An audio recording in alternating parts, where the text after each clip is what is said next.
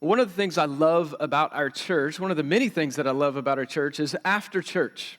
After church, what I see is people helping set up and pull down chairs, put them up here, break down, but also the lights go up and everybody chats.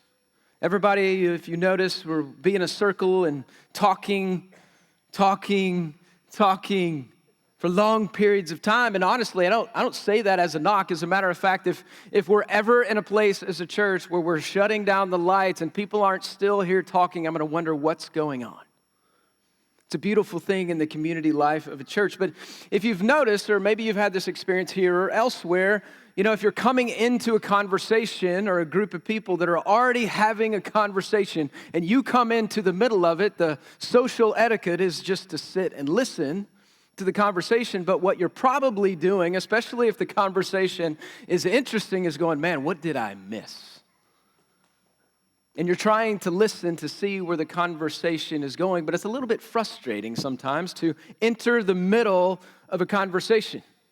And maybe you've experienced that as well. You get on your phone and you get movie tickets to the movie that you want to see and the traffic's bad or something happens at home and you've already paid for the movie and you go anyway even though you're crazy late, not like 15 minutes late where you're fine and you're on time, but like 30, 45 minutes late to the movie, and you show up and you're frustrated because you're too far in and you don't know what's happened and you don't know exactly where the storyline is going.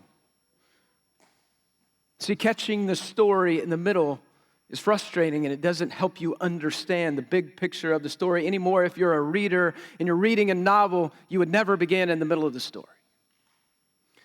And yet, we come to a Christmas season and we come to Advent, we come to the Gospels and the story of a baby born in a manger, and we often think, man, that's the beginning of the story. It's certainly the important piece of the story as we're looking at Christmas, but it would be wrong to assume that this is the beginning of the story. And so this morning, we're going to look back, as we've got 4 weeks to do this. We're going to look back at the real beginning of the Christmas story, and you could argue, hey, Christmas started in the mind of God, and that is true. And maybe you go, well, maybe it's not the beginning of the story of a baby born in a manger, but I know there's promises, right? There's promises of a Messiah to come, but I would say it starts even before that. Why do we need Christmas? That's the question today. What we often address, because we live in a culture, in a time where we have all kinds of other thoughts and all kinds of other things that Christmas represents to us. Maybe it's family, maybe it's decor inside, maybe it's winning the light show outside in your neighborhood, maybe it's food, 2 weeks off of school, kids. And we often remind ourselves and we remind our kids that Christmas isn't just about presents, but it's about Christ. But the question this morning isn't what Christmas is about, it's this: why do we need it? Why the promise even? And so I want you to turn with me back to the beginning in Genesis, the book of beginnings in chapter 6 of Genesis, and we'll be in verses 5 through 8. This is page 5 in your Bible. You don't have to go far. Genesis chapter 6, verse 5 through 8. And we're going to see the root need that Christmas meets. Before we come to the light of Christ, we first have to look deep into the darkness. Genesis 6, 5 through 8, you're going to see God's sobering verdict and judgment upon his creation. You're going to see how God responds and how he even feels about the condition of his creation. And then you're going to see what he does about it. Genesis 6, 5 through 8. Let me read these sobering words from Moses. Genesis 6, 5 through 8. Then the Lord saw that the wickedness of man was great in the earth, and that every intention of the thoughts of his heart was only on evil continually. And the Lord regretted that he had made man on the earth, and it grieved him in his heart. So the Lord said, I will blot out man. Merry Christmas, y'all. I will blot out man whom I have created from the face of the land, man and animals and creeping things and birds of the heavens, for I am sorry that I've made them. But Noah found favor in the eyes of the Lord, and you're thinking about this passage and going, this isn't a passage about Christmas. It actually tells us exactly the problem that we have that Christmas and the death and resurrection of Christ meets. Why the need for Christmas? Your first thought is this, from verses 5 and 6. It's sin. It's sin in the heart of man that grieves the very loving heart of God. That's why we need Christmas, because there is sin in our hearts. And notice, if you look at verse 5, it's not only that they commit sins, it's something else. It's much deeper. It's this. It's that our intention of our hearts is bent towards sin continuously. And I don't know about you, but when you read Genesis, maybe in January, you're going to start a new Bible in a Year program, and you read like 3 chapters the first day of Genesis, then you read the next 3 chapters, and you get to chapter 6, and you read these sobering words of God and go, that was quick. Like, you got upset about this deal really quick. But here's what we know. It's 1,650 plus at least years from the time of Adam, when Adam sinned against God, to this point. So God has been putting up with the sin and the wickedness of man for 1,650 plus years. And just a slight review would be this. Adam and Eve fall into sin. Why? Because they want to live for self. They think they can do it better. The serpent whispers in their ear, you can do it better. God's holding out on you. They want self-love, self-glory, self-rule. And you see the results of that there's cursings. And then you flip one page and you see the offspring of Adam and Eve. You see Cain, bitter and jealous of his brother who offered a good sacrifice. And God says, don't do it. And he kills his brother Abel. And then you see the descendants of Cain. And they're worse than Cain. There's more bloodshed that they have than Cain. They make fun of Cain because he didn't kill enough. There's polygamy in the Bible. The first time you see polygamy in the Bible is Cain's descendants. And then you see death in chapter 5 of this genealogy. And you come to chapter 6, and now you start seeing this perversion, this weird perversion of marriage. And God says, enough. That it grieves his heart. The sin of man grieves his heart. The New Testament says it this way about sin in our hearts. 2 Corinthians chapter 5, verse 15 says this. This is why we have the birth of Christ, the life of Christ, the death and resurrection of Christ. This is why we have the gospel. It's a great summary. Look at it. Verse 15, 2 Corinthians 5.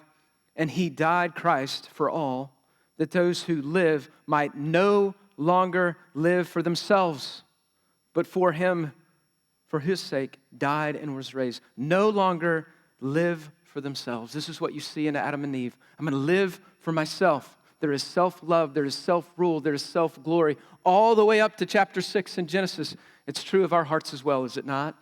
And maybe you say, well, I'm a Christian now, and that represented me before I knew Christ, but it doesn't represent me now.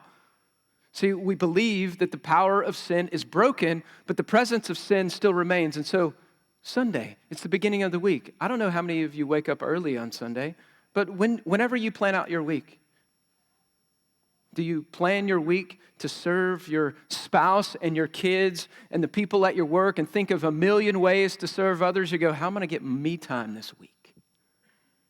So we often are focused and we live for ourselves. That's the root problem. That's the problem of pride in our heart that we see. This is why relationships are so hard. This is why marriage is so hard. There's a few young married couples in here going, man, I'm 6 months in, and we got lots of problems. Because you know what you're doing? You're taking 2 different lives with 2 different schedules, with 2 different people that have been used to living on their own way, and you put them together. And you argue about stupid things like toilet paper, up or down, toothpaste, how to organize or not organize. You figure out a lot about each other, and you're saying, it's my way. My way is the only way. Tension. You think about that in marriage. You think about that with friends. If you really have deep and abiding relationships with friends that you love, It's hard. It's hard work because you have sinful people that are naturally bent to say, me, to live for self. You see it in your family. This is why you read James Dobson or Paul David Tripp to figure out parenting, because you produce those same kind of little people, right? And we love our little people. But you don't have to teach them how to want something for themselves. Have you ever gone on a long road trip? You can see this whole 2 Corinthians 5 playing out in your life, where we live for ourselves. Like, get in a big old car with a bunch of people in your family who you love and go on a long road trip. Paul David Tripp uses this example a lot. It just comes to mind when I think of this. But he recalls, this is a parenting seminar. I think he uses it in a marriage seminar too. And he talks about this long road trip that his family took. And in the back, you have his son Ethan and his little daughter. Well, Ethan had some allergies, and so he was having trouble breathing. He was sneezing. He was sniffling all along this road trip. And Paul David Tripp says that his daughter said, "Daddy, Ethan's bothering me." And Paul David Tripp says, "Well, what is he doing?" "He's breathing." And Paul David Tripp says, well, he's respirating, right? What do you want me to do about Ethan, your brother, who's breathing? Tell him to stop. And that's the way we are. See, it's built in. It's built in that we live for ourselves. We want what we want. There's sin in the heart of man that is indicative and seen from Genesis 1 through 6, but we also see it in our hearts every day. That the intention of our hearts are set upon ourselves. This is the problem that Christmas deals with. How does God respond to 650 plus years of man being about man? If you know God's design, his design is that man knows him and worships him, and that's where life is found. That's where flourishing is found. That's what you see in the garden. That flourishing for us is found in making much of him and knowing him and relationship with him and loving him. And they've decided for 650 years, no, I'm going to love me. How does God respond to that? Then, would he respond to it now? Look at it. How does God feel about it? And I think we can say that. How does God feel and respond to his creation who loves themselves? You see the grief here? The pain in the heart of God, that he was so pained in his heart that he was sorry that he made man. Now listen, here's what this isn't. This is important. Here's what this isn't. Listen, God never has a bad day, all right? You think about your own life and someone wrongs you or is selfish and it ruins your whole day. This never ruined God's day. God is wholly other. And so he's grieved by his creation's sin in their hearts and their intentions, but he never has a bad day. He's not anxious. He's not discontented about it. There's never a time where any of this has been out of his providential sovereign control. And yet he's grieving over their sin. Why is he grieving over their sin? Because he loves them. He grieves over our sin because he loves us. This is the heart of God. So sin in the heart of man grieves the very loving heart of God.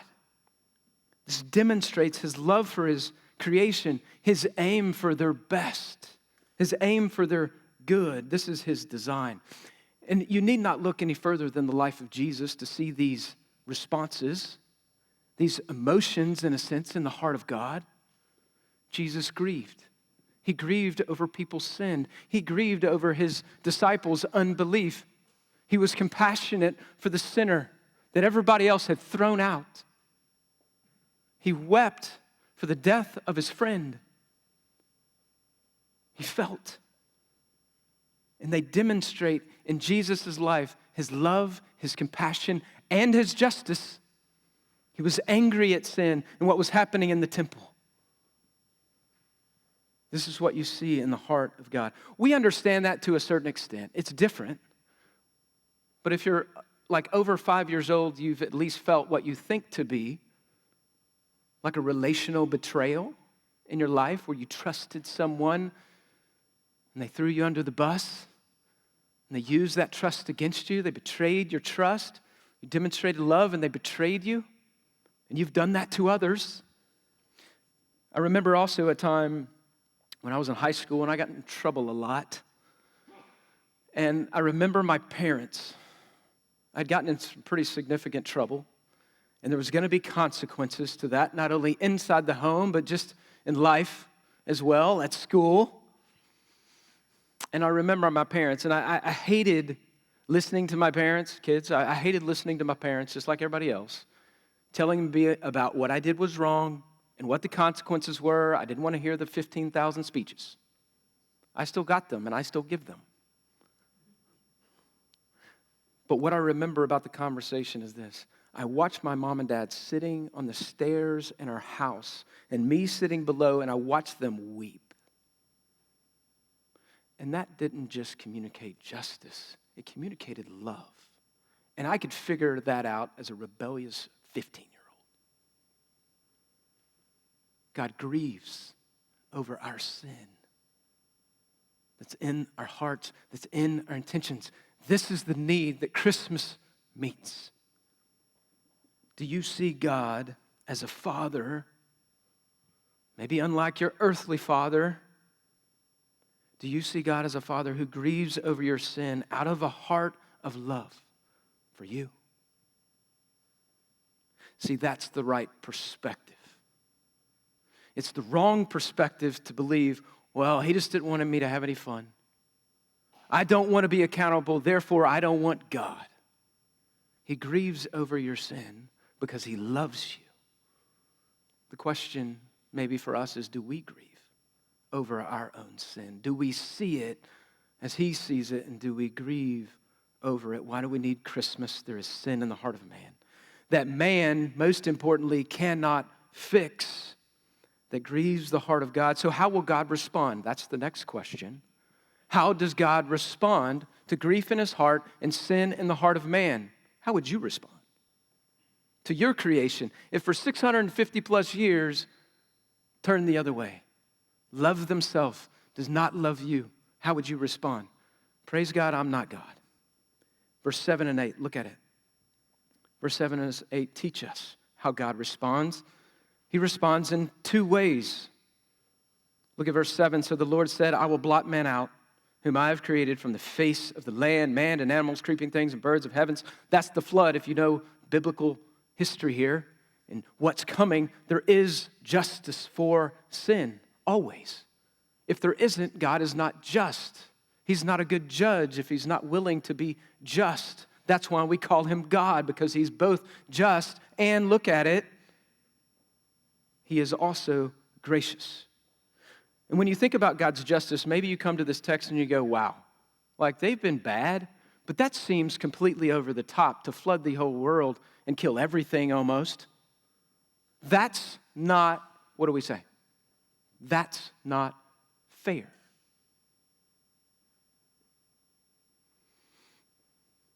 We say that. We say that in our best and worst moments. We don't understand. It's not fair. But when we say that, what we need to remember is we don't really want fair from God, because we all sit in the flood.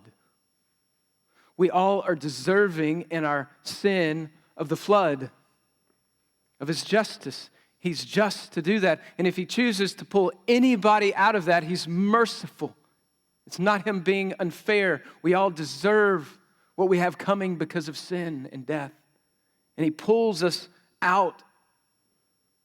That's mercy. That's grace. Here's your second thought today. While God always responds justly, he also extends his incredible grace. Look at it here. Verse 8, but Noah found favor in the eyes of the Lord. The word favor is the word in Hebrew we get for grace. gift. If you read a couple of verses later, what you see the Bible saying is that Noah was a righteous man. There was nobody as blameless in him in all the earth. He was good. And so sometimes people have the tendency in a passage like this to go, the reason God showed Noah favor is because he looked down the corridors of time and said, he's good and he's going to be good, therefore I'm going to extend grace to him. That ain't right. Grace comes and then goodness is produced. That's how it works. Okay? God doesn't give gifts like Santa Claus. If you're naughty, you don't get anything. If you're nice, you get something. We all fall in the naughty category. God doesn't give gifts like Santa Claus. We all are in this category, and he gives us his gifts of grace, even when we're undeserving. If you don't believe that, look at the rest of Noah's life that you see. What do you see? You see him be drunk, and then he's naked. He would have got a ticket in today's age for indecent exposure to minors. This guy's righteous, but he's got problems just like us. See, God extends unmerited favor to Noah that Noah didn't deserve. Noah deserved to be in the flood like everybody else. And God said, no, I'm pulling you out. And I'm going to show you grace. And if you know the narrative of Genesis, you know the grace is rooted in God's grace, but it's also rooted in God's truth. Because what we find in Genesis 3, after Adam and Eve fall into sin, is almost immediately, like 8 verses later, there's a promise of a baby born to a woman who will crush the serpent's head. And so they've been looking since Adam and Eve for that promised Messiah to come. Maybe they thought it was Cain or Abel. Maybe they thought it was Noah, whose name means rest and deliverance. We find out it wasn't Noah. But guess what? The flood happens and God wipes everybody out. That promise doesn't go forward. God is a God of promise, and he keeps his word. So this grace is rooted in his character, and it's also rooted in the promise you see in Genesis 3, a couple chapters before.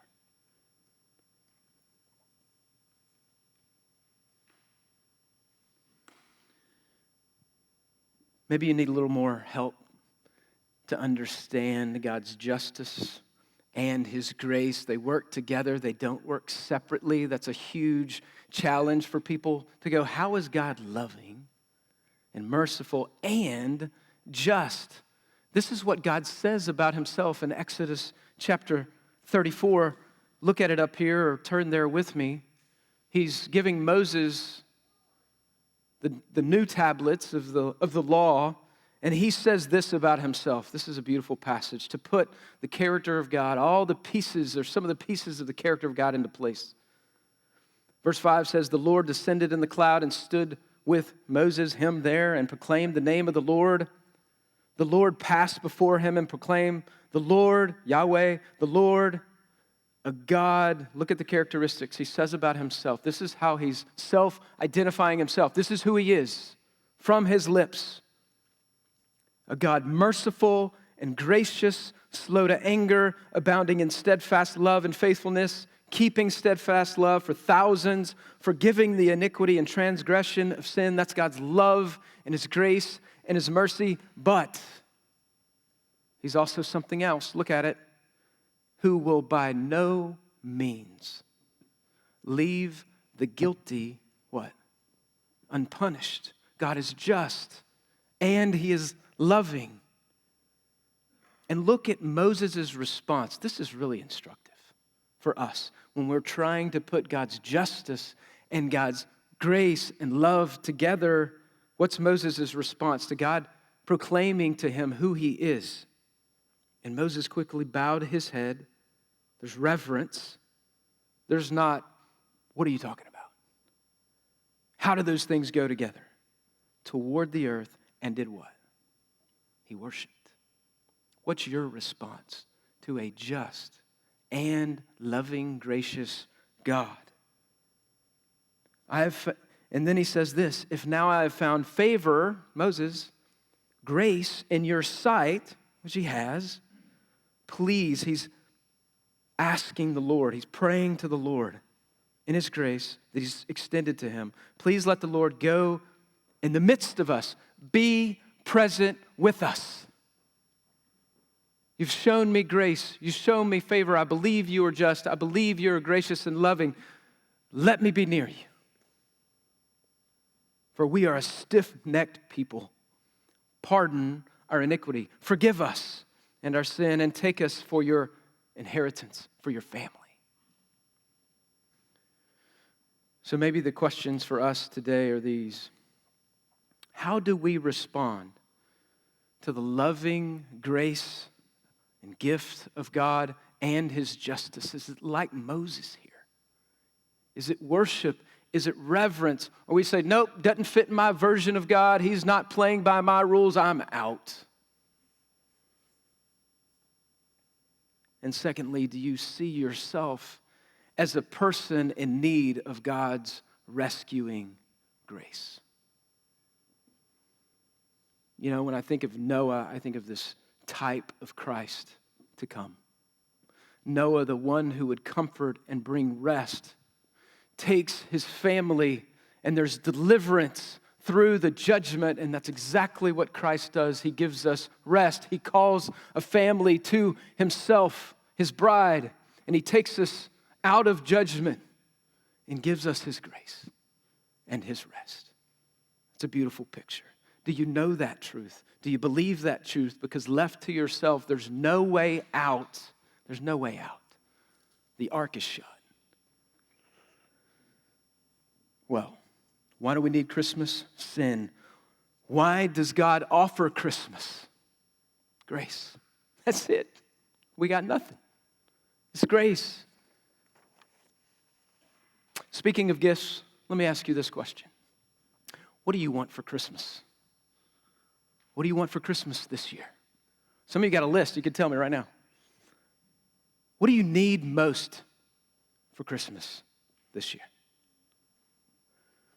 A few months ago, in my crew and my family, I started hearing this kind of low burn want coming out of some folks in my family for Christmas, all right, a few months ago. It started slow, and it just kind of built to a fever pitch of like want, all right? And being the great leader of my home, just leader of my home, I totally caved. I actually caved early. We're not even to Christmas yet. Here's what we did. Here you go, right here. We got a picture. See? I caved early. And the truth is, I was kind of bah humbug about this deal because we already have another dog, 2 rabbits. I don't know how we're taking vacation if y'all want to keep our animals. But I'm pretty much dad of the year, I'm pretty sure, and husband of the year for it. Humility and how I achieved it. This is Bluebell, and I was pretty grumpy about it, and then I met her yesterday. We got her yesterday. She's pretty cute. I really like her. I'm pretty smitten over this dog. Just lost my man card. It's a pretty great Christmas gift for our family. And listen, I love the gift of this little dog, but this gift wasn't free. All right? It wasn't free. I'm going to start getting looks here in a minute. There was a significant cost involved for this little one, this cute little one. You can take it down now. People aren't paying attention to what I'm saying. Not only was there significant cost, this little thing requires work. Claire could tell you because last night she was in Claire's room. Work. Pees all over the place, cries, bites, plays, needs training, lots of training.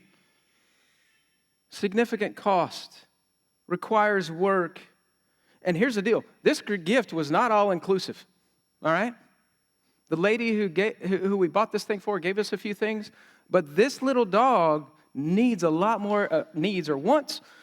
I don't know how that works out. Accessories, travel crate, crate for home, bones, food, cute collar or collars, shots, vet bills, It's the gift that keeps on taking, right? I love our dog. Listen, even the best, right? Even the best of gifts this earth has to offer, which my family say this is the best gift ever right now, can't compare with the gift you need the most. The Christmas gift that is undeserved but free.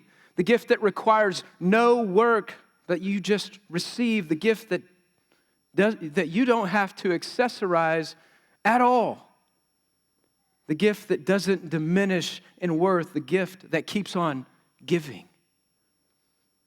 Your takeaway today is this: Jesus is the undeserved gift of God's grace, and it's for you, and you need it. Have you received that beautiful, undeserved gift of His grace in Jesus? Are you grateful for it? Are you looking for something else this Christmas? Do you rejoice in it? Or maybe you're here because somebody drug you here, or maybe you're here and going, I don't buy all this. Have you rejected the ultimate gift, the gift that you need the most, because there is sin in your heart that you cannot fix yourself? Are you indifferent to this beautiful gift that keeps on giving? See, there's no greater need than the undeserved free gift of grace that is only found in Jesus. And this morning we start really at the beginning of the story so that we can appreciate the magnitude of the rest of the story. And as we move into next week, we're going to move into the promise. We've gone from the patriarchs and understanding our need, and next week we're going to move to the promise of Messiah to come who brings a sure hope, someone who is worth putting our faith in. So join us next week as we continue to consider the rest of the story. Let me pray.